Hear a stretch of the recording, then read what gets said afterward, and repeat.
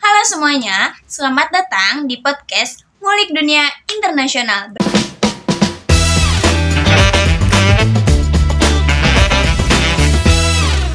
Bersama aku, Wida Martila, dengan NIM 6670240091 dan partner A. Di sebelah aku, Halo semuanya, kenalin aku Nita Baren Kesmaningsi dengan NIM 6670240103. Nah, aku tuh rekannya Kak Wida yang paling setia nggak sih nemenin podcast ini? nah iya dong. Jadi teman-teman, hari ini kita itu bakal ngobrolin topik yang jujur aja ya, sering muncul di kelas hubungan internasional tapi jarang dibahas secara mendalam. Topiknya apa, Kak? Topiknya itu adalah perbandingan kebijakan politik luar negeri pada era Presiden Soeharto dan era Presiden Prabowo Subianto. Dua era yang bukan hanya dipisahkan oleh waktu Kanita, tapi juga oleh kondisi global yang sangat beda, benar-benar beda gitu loh. Dinamika domestiknya yang berubah drastis dan gaya kepemimpinan yang nyaris bertolak belakang. Wow, topiknya itu benar-benar sangat menarik dan juga berdaging banget gitu ya, Kak ya.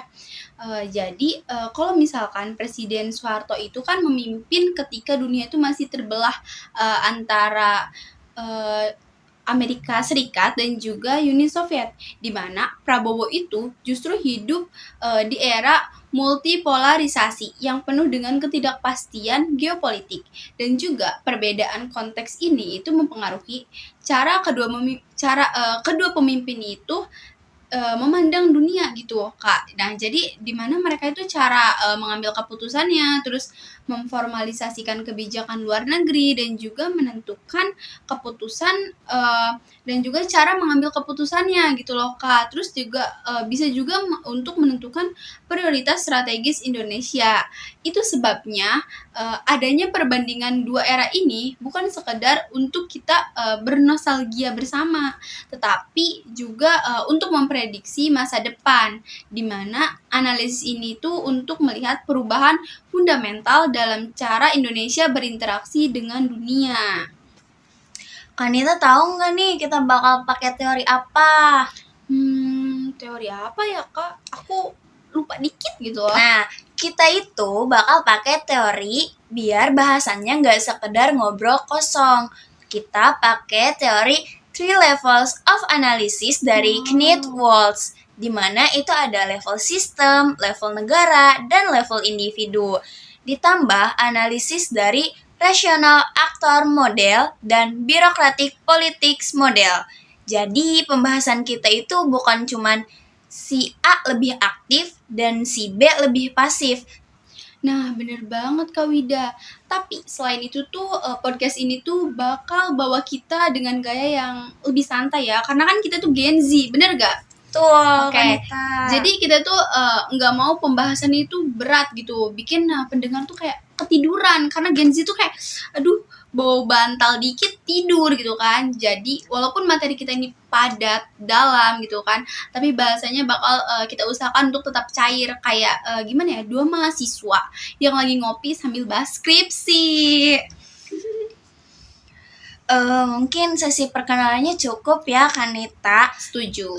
Mungkin kita move ke pembahasan ya. Boleh. Jadi kayaknya ini tuh pembahasannya bakal panjang banget ya. Jadi kalian jangan lupa siapin kopi dan cemilan kesukaan kalian. Setuju yang banyak ya teman-teman. Yang pertama kita masuk ke era Soeharto, di mana dunia itu bipolar perang dingin. Era Soeharto ini ditandai dengan situasi internasional yang rigid karena perang dingin. Dunia hanya memiliki dua pusat kekuatan, yaitu Amerika Serikat dan Uni Soviet.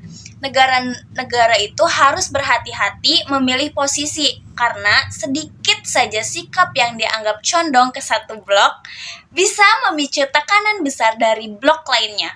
Setelah 1965, Indonesia mengalami pergeseran orientasi dari anti-barat menjadi pro-stabilitas dan lebih pragmatis. Soeharto berusaha membersihkan Indonesia dari stigma komunis, sehingga prioritas utamanya adalah membangun citra Indonesia yang stabil, moderat, dan bisa dipercaya oleh Barat.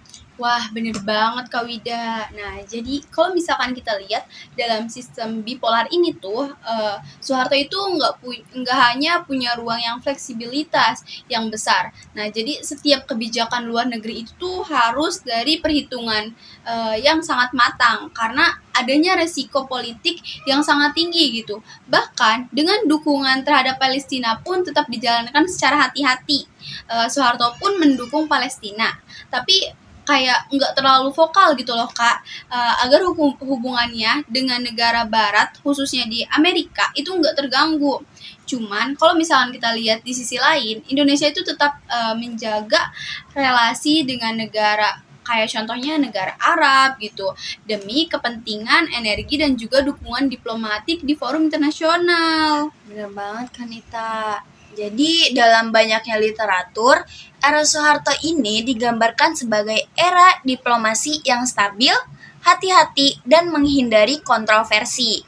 Ini bukan karena Soeharto tidak pro-Palestina atau gak peduli sama global affairs, tapi karena ruang gerak internasionalnya terbatas. Jadi, sistem internasional yang sangat tegang membuatnya itu harus memastikan Indonesia aman secara politik dan stabilitas secara ekonomi.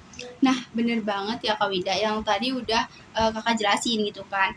Selanjutnya itu adanya salah satu contoh yang paling jelas gitu. Kalau misalkan kita bisa lihat itu hubungan Indonesia dengan Amerika Serikat. Setelah 1965 itu tuh Indonesia menerima bantuan ekonomi yang begitu besar dari Amerika Serikat dan juga ikut dalam kelompok donor darah IGGI. Nah, di mana ketergantungan ini tuh membuat Soeharto tidak memungkinkan mengambil kebijakan luar negeri yang konfrontatif terhadap kepentingan Amerika.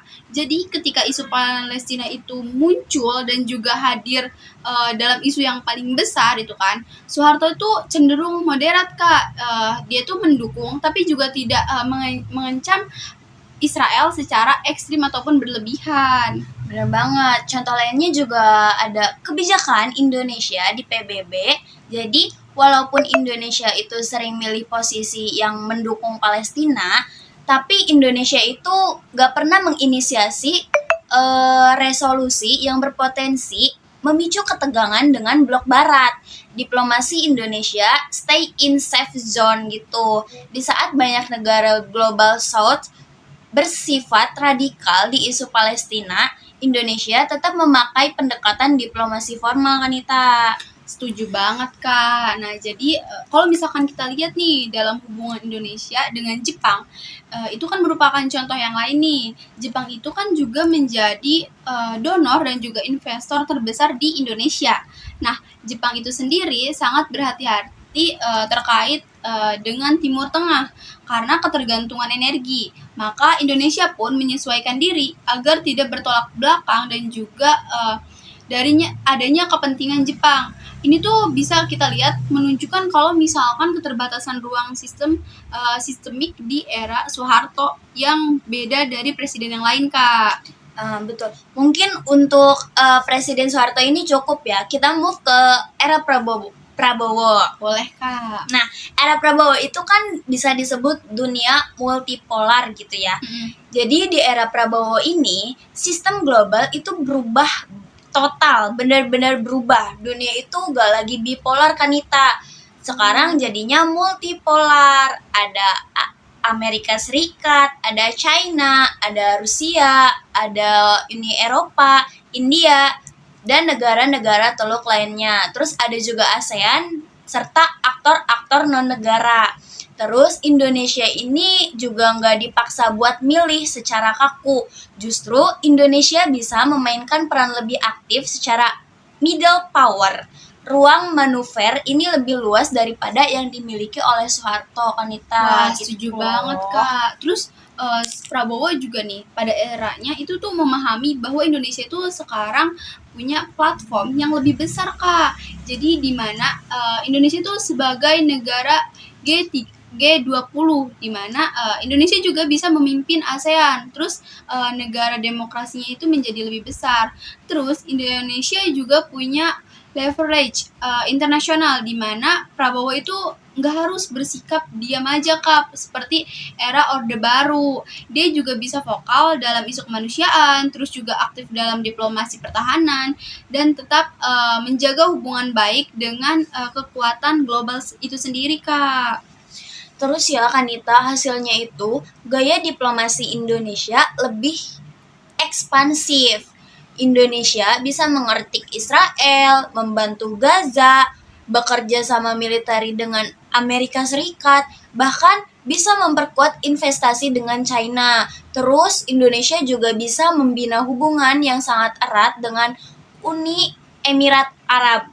Semua ini hanya mungkin di sistem internasional yang multipolar, Kanita. Wow, keren banget Kak.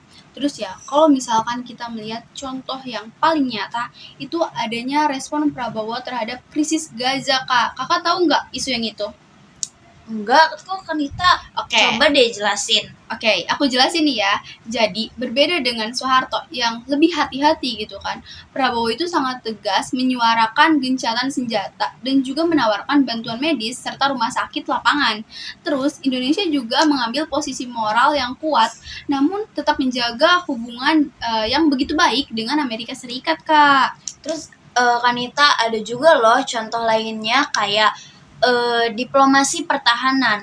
Prabowo itu memperkuat kerjasama dengan Amerika Serikat lewat pembelian alutsista, latihan militer, dan dialog strategis. Tetapi juga menjalin hubungan erat dengan China dalam isu ekonomi dan infrastruktur. Ini adalah balancing act yang hanya mungkin di era multipolar loh, Kanita. Nah, bener banget Kak. Terus kalau misalkan kita geser sedikit gitu ya kan, itu adanya contoh lain di mana kedekatan Prabowo dengan negara Teluk, yaitu Uni Emirat Arab dan juga Qatar yang menjadi mitra paling penting dalam bidang investasi strategis, pangan, energi, dan juga pertahanan. Jadi hubungan erat ini tuh nggak mungkin terjadi di era Soeharto karena ruang sistemiknya itu yang sangat terbatas Kak.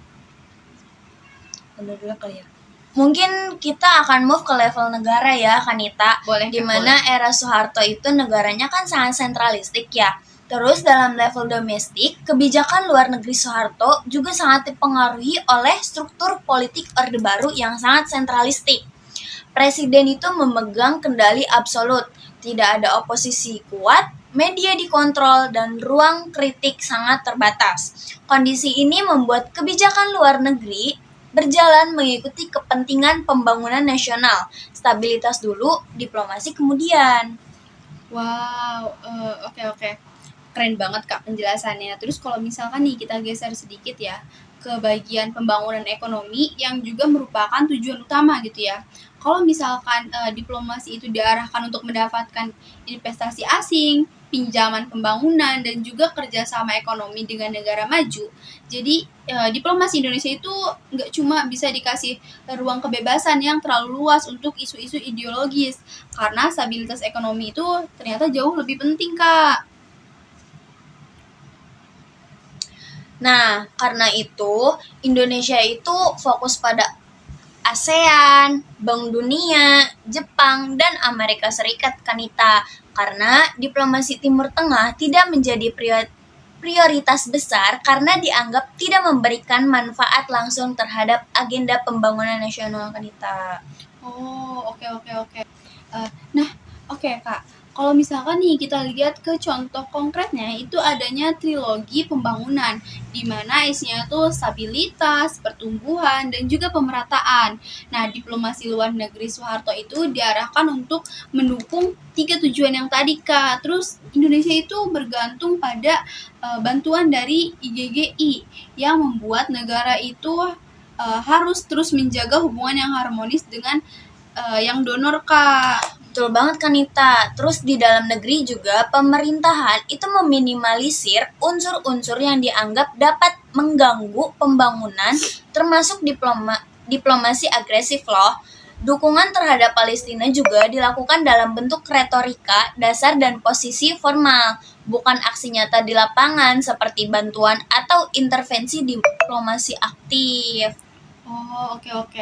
Karena mungkin, Indonesia juga kan fokusnya di ekonomi ya, Kak, ya. Betul. Jadi, diplomasi luar negeri juga cenderung menyerupai diplomasi ekonomi, Kak. Terus KBRI juga lebih diarahkan untuk mempromosikan investasi dan juga perdagangan daripada memainkan peran politik yang besar, Kak. Nah, kalau misalkan kita lihat contoh konkret di era Prabowo ya, struktur domestiknya itu berubah total. Indonesia, demokrasi, ada DPR, partai politik, media bebas, ormas keagamaan, LSM HAM, influencer politik, dan tekanan publik. Semua itu membentuk kebijakan luar negeri. Pemerintah tidak bisa mengabaikan aspirasi publik seperti Orde Baru loh, Kanita. Wah, aku setuju banget sih Kak kalau yang itu. Terus ya, masyarakat Indonesia itu sangat pro terhadap Palestina, Kak. Jadi, aksi solidaritas yang besar, terus pressure media sosial dan juga sikap ormas besar seperti NU dan juga Muhammadiyah itu membuat pemerintah itu harus fleksibel dalam diplomasi. Jadi, pemerintah tuh lebih vokal, lebih aktif dan juga lebih sensitif terhadap isu kemanusiaan, Kak. Tapi selain itu juga Indonesia juga membutuhkan kerjasama internasional yang lebih kompleks daripada era Soeharto Kanita, seperti teknologi, energi baru, penguatan pertahanan, digitalisasi, pendidikan, dan ketahanan pangan. Faktor-faktor ini membuat politik luar negeri Prabowo jadi lebih luas dan multidimensional. Oke Kak, bener banget. Terus nih Kak, kalau misalkan ya kita lihat contoh nyata di era Prabowo nih, era sekarang ya kan ya Kak. Itu contoh yang paling jelas itu kita bisa melihat diplomasi kemanusiaan ke Gaza Kak. Nah, di mana pemerintah itu mengambil peran yang sangat aktif karena tekanan publik yang begitu besar Kak dan juga nilai historis dukungan Indonesia kepada Palestina. Nah, Prabowo juga memadukan nilai kemanusiaan dengan kalkulasi geopolitik yang sangat modern, Kak. Wah, tapi di sisi lain juga kerjasama pertahanannya itu diperluas karena kebutuhan domestik untuk modernisasi alutsista. Indonesia bekerja sama dengan Amerika Serikat, China, Korea Selatan, Jepang, dan bahkan negara Teluk. Diplomasinya jauh lebih kompleks daripada era Soeharto Kanita. Wah, aku setuju banget sih, Kak. Terus ya, kebutuhan ekonomi nasional juga itu membuat Indonesia memperkuat hubungan dengan negara teluk. Untuk apa sih? Kakak tahu nggak untuk apa? Untuk apa sih Kanita? Oke, aku jelasin ya. Jadi, Indonesia itu memperkuat hubungan dengan negara teluk itu untuk investasi dan juga energi. Nah, ini tuh didorong oleh kebutuhan domestik yang berkembang dan juga tidak adanya batasan pembangunan dasar kayak di eranya Orde Baru, Kak. Wah, penjelasannya benar-benar Wah, Kanita penjelasannya benar-benar dapat ya, benar-benar kayak gitu materinya tuh. Benar-benar daging banget Iya, loh Kak. teman-teman. Mungkin sekarang kita next ke level individu atau gaya kepemimpinan ya. Kita mungkin mulai dari era Soeharto dulu ya, yang dimana Soeharto itu tenang, hati-hati, terus juga low profile kayak Gen Z ya. Gen Z banget sih beliau tuh. Nah, jadi Kanita, Soeharto itu merupakan pemimpin yang tidak suka publikasi. Dia itu jarang berbicara keras tentang isu internasional yang tidak memberikan manfaat konkret. Gaya kepemimpinannya juga cenderung diam, perhitungan, dan teknokratis. Beliau juga lebih suka memberikan wewenang kepada menteri dan teknokrat untuk mengurus kebijakan luar negerinya loh. Nah, bener banget ya, Kak. Terus kalau misalkan kita lihat nih, kita ke masa lalu gitu ya, Kak ya. Kepribadiannya Soeharto juga penuh dengan perhitungan. Nah, ini tuh mempengaruhi kebijakan luar negerinya, Kak. Dia itu cenderung menghindari kebijakan yang bisa memicu ketegangan internasional. Terus, diplomasi Indonesia itu sangat terstruktur, aman, dan juga bersifat low profile, Kak. Bahkan ya, dalam isu Palestina sekalipun, Soeharto itu tetap mendukung. Tapi nggak terlalu terlihat gestur politik yang begitu besar gitu loh, Kak. Nah, benar. Kanita juga tahu nggak kalau Soeharto juga gak suka loh tampil sebagai pemimpin dunia. Dia Wow. itu lebih suka fokus memastikan politik domestik stabil dan ekonomi yang tumbuh. Nah, keren banget sih, Kak. Terus ya, kalau misalkan kita lihat di contoh yang paling utama, itu di mana adanya pendekatan Soeharto terhadap krisis Timur Tengah. Nah, dia tuh nggak langsung kirim bantuan gitu loh, Kak, atau melakukan kunjungan diplomatik yang besar. Tapi dukungan Indonesia itu diberikan melalui forum multilateral seperti OKI dan juga PBB. Terus ini tuh sesuai dengan karakternya Soeharto yang berhati-hati dalam mengambil suatu keputusan ataupun sikap, Kak. Bener banget kan Nita. Ada juga loh contoh lain kayak diplomasi terhadap negara donor di mana Soeharto ini nggak pernah membuat pernyataan yang dapat dianggap pengancam stabilitas kawasan atau mengganggu kepentingan Barat. Dia selalu berada dalam posisi aman kan Nita. Wow, benar-benar, Kak. Setuju sih. Terus ya, kalau misalkan kita lihat ke contoh yang lain gitu nih ya, Kak ya, itu minimnya diplomasi personal Soeharto, di mana dia tuh enggak melakukan diplomasi intensif seperti kunjungan luar negeri dengan gaya offensif gitu, Kak. Nah, strateginya itu adalah menjaga harmoni, bukan untuk mencari spotlight gitu, kayak bukan Gen Z banget sih sebenarnya. Iya sih. Soeharto tuh kadang gini sih kadang enggak ya. Iya, betul banget, Kak. Mungkin kita lanjut ke level individu Prabowo yang dimana beliau itu lebih tegas, lebih aktif dan personal diplomasi. Jadi Kanita, Prabowo itu punya gaya yang sangat beda banget sama Pak Soeharto ya. Dia itu langsung tegas dan terbuka. Jadi dia itu gak ragu buat berbicara keras soal isu kemanusiaan. Dia itu lebih aktif melakukan kunjungan luar negeri, negosiasi langsung, dan hubungan personal dengan pemimpin dunia Kanita. Wah, bener banget, Kak. Nah, terus ya, kalau misalkan kita melihat nih, Presiden Prabowo itu melihat diplomasi sebagai arena yang aktif, Kak, di mana dia tuh memahami pentingnya reputasi internasional Indonesia sebagai negara yang demokratis dan juga berpenduduk Muslim gitu, Kak. Dan Indonesia kan merupakan penduduk Muslim terbesar di dunia. Karena itu, dia tuh lebih vokal di isu Gaza dan lebih aktif di OKI, Kak. Jadi gaya kepemimpinan itu tuh membuat diplomasi Indonesia menjadi lebih visible secara global ya Kanita. Bener banget, Kak. Nah, terus ya, kalau misalkan nih kita melihat contoh yang paling jelas itu waktu Prabowo itu langsung menyuarakan gencatan senjata di Gaza. Bahkan sebelum negara-negara besar itu mengambil sikap ya, Kak ya. Sikap yang begitu tegas, itu tuh Prabowo sudah lebih mendahului, Kak. Terus ini juga bisa menunjukkan gaya kepemimpinan yang lebih proaktif, Kak. Kalau kita lihat lagi ya contoh lainnya dari Prabowo itu adanya modernisasi militer Kak. Prabowo itu menjalin hubungan pertahanan dengan Amerika Serikat, tapi juga dia tuh juga menjalin kerjasama gitu loh dengan China, kayak China, Korea Selatan, dan Uni Emirat Arab. Terus dia juga menggabungkan aliansi tradisional dan kemitraan baru Kanita. Wow, berarti presiden kita saat ini tuh keren gitu ya, Kak ya. Betul banget. Nah, kalau misalkan kita melihat pendekatan personal diplomasi yang begitu intens gitu ya, Prabowo itu sering berkunjung secara langsung loh, kayak bertemu dengan kepala negara, terus juga membangun hubungan personal. Nah, ini tuh bisa menunjukkan gaya kepemimpinan yang lebih ekspansif, Kak. Ke bawah. Harusnya pakai pulsa kan? Nggak ingat.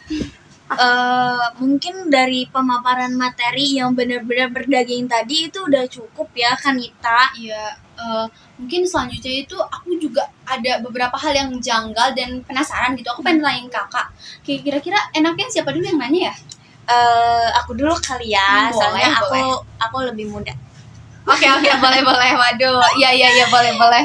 Coba aku mau tanya ya, kalau menurut kamu itu gimana sih Soeharto itu bisa tetap jaga hubungan baik sama Barat tapi tetap dukung Palestina gitu Kak? Nah, oke. Jadi menurut aku sendiri ya, Kak, dia tuh pakai strategi non blok. Jadi nggak langsung terlalu kelihatan condong ke satu pihak aja, Kak. Nah, dia tuh tipikal orang yang paham stabilitas dalam negeri yang begitu penting. Makanya buat kebijakan yang bisa dijaga kedekatannya dengan negara Barat tanpa kehilangan solidaritas terhadap Palestina, Kak. Oh gitu ya.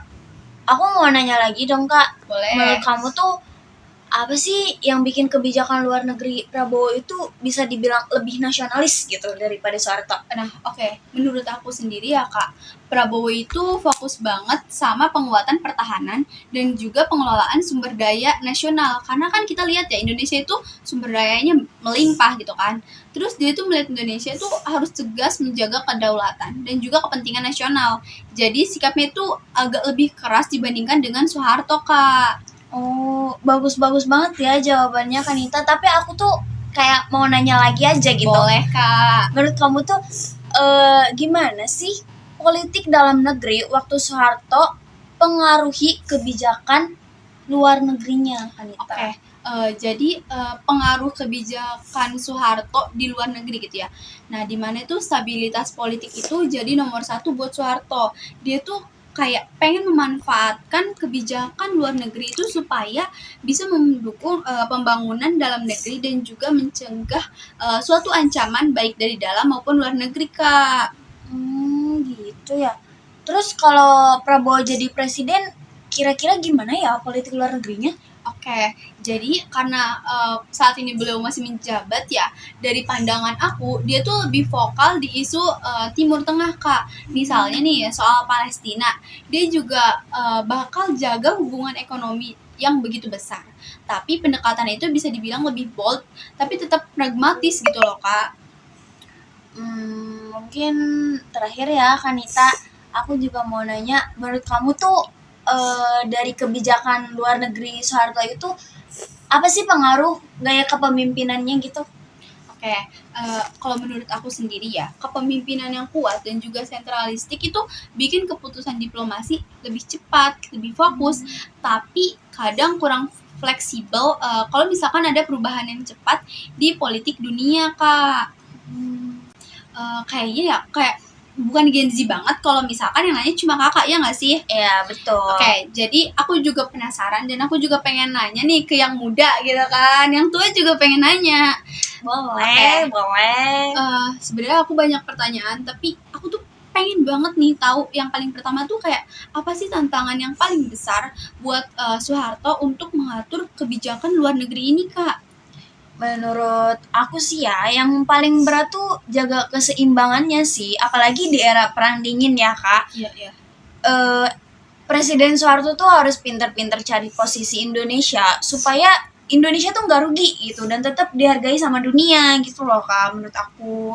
Oke, aku juga cukup setuju sih sama jawaban Kak Wida. Nah, terus ya, menurut kamu kayak ideologi Soeharto tuh itu mempengaruhi kebijakan luar negeri itu kayak gimana gitu loh, Kak? Soalnya aku kayak masih sedikit bingung.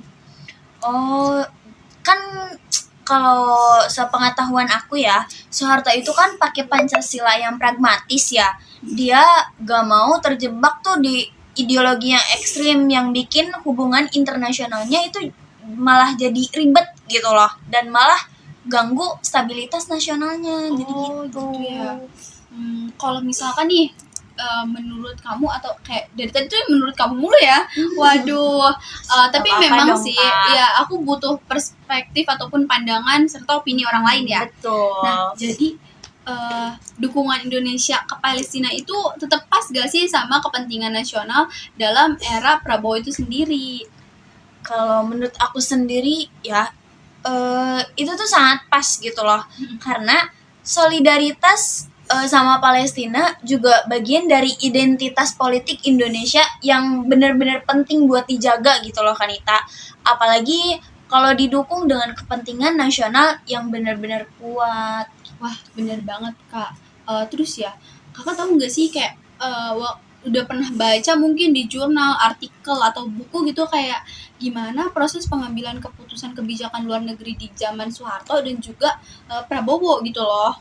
Kalau sepengetahuan aku ya, kalau Soeharto itu kan lebih otoriter ya. Iya. Jadi semua keputusannya itu ada di tangan dia.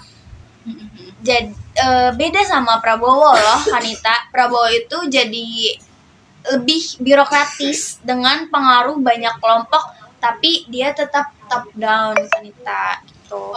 Oke, mungkin last one nih Kak, boleh nggak? Boleh dong. Soalnya kayak masih ada yang cukup mengganjal gitu di hati Gen Z ini Iya, nih. tanyakan. Oke, kayak resikonya nih kalau misalkan kebijakan luar negeri itu nggak terlalu nasionalisme seperti gaya yang dilakukan oleh Prabowo tuh apa? Kalau menurut aku sendiri sih ya Kanita, risikonya hubungan internasional itu bisa jadi lebih tegang Kanita. Tapi kalau misalkan itu tuh dikelola dengan baik, bisa memperkuat posisi Indonesia sendiri di mata dunia Kanita gitu. Wah, aku setuju banget sih Kak kalau itu. Iya, betul-betul. Mungkin sesi tanya jawab udah, pemaparan materi udah, tadi kenalan bahkan juga udah ya Kanita. Bener-bener. Kayak jawaban yang dari Kak Wida, terus jawaban dari aku itu kayak sangat jelas gak sih Kak? Iya benar-benar, apalagi ditambah dengan materi yang kita sampaikan tadi ya Kanita. Bener banget. Mungkin setelah pembahasan yang benar-benar panjang dan berdaging ini, kita bisa lihat bahwa kebijakan luar negeri Indonesia di era Soeharto dan era Prabowo itu mencerminkan kondisi internasional, domestik, dan karakter kepemimpinan masing-masing.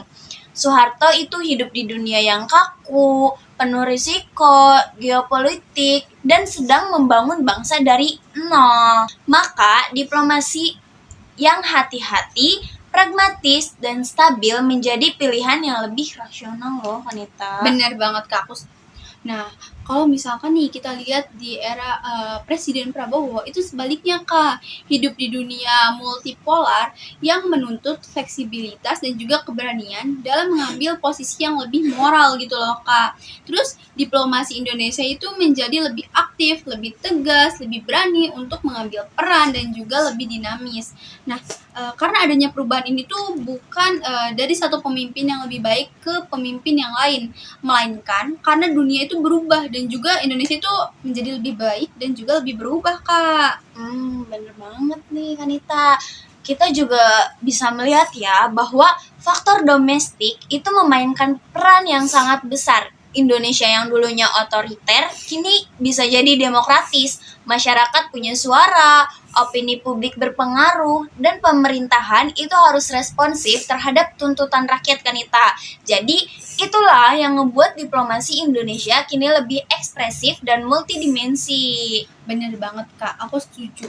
Dan juga pada akhirnya nih, kedua era ini tuh sama-sama mengokohkan identitas Indonesia sebagai negara yang menuntut prinsip yang lebih bebas aktif gitu kan, tetapi juga dengan implementasi yang mengikuti zaman masing-masing, kayak Prabowo sekarang, terus Soeharto yang dulu gitu kan, terus Indonesia juga tetap konsisten pada prinsipnya, namun juga adaptif dalam realitas global Kak. Mungkin itu aja ya yang bisa kita sampaikan. Mungkin buat teman-teman yang mau nonton atau dengerin lagi podcast kita, bisa di like dan subscribe channel kita ya teman-teman. Betul banget. Nanti kalian bisa lihat di sini itu jangan lupa di like, di subscribe ya. Oke, maaf ya. Karena Gen Z itu sebenarnya teman-teman kuncinya ada di kopi, tapi dari tadi kita tuh belum minum gitu kan. Jadi betul. kayak kurang fokus gitu kan. Nah, terus sebelum ditutup gitu ya Kak, aku pengen kayaknya karena dari tadi yang muda lebih ngomong duluan, untuk terakhir pun penutupan pantunnya sama yang lebih muda aja deh. Oke deh kalau gitu, karena kan yang muda harus nurut ya sama yang tua teman-teman. Jadi kita nggak boleh membantah omongan orang tua teman-teman. Jadi mungkin langsung ke pantunnya aja ya. Boleh. Nanti aku bilang cakep, teman-teman juga bilang cakep di kolom komentar ya. Jangan-jangan ke kota Salatiga. Cakep. Jangan lupa beli roti mekar. Buat apa tuh? Kalau mau paham geopolitika, nonton podcast kita biar makin pintar. Makasih udah dengerin kita sampai akhir. Sampai ketemu di episode berikutnya. Bye-bye!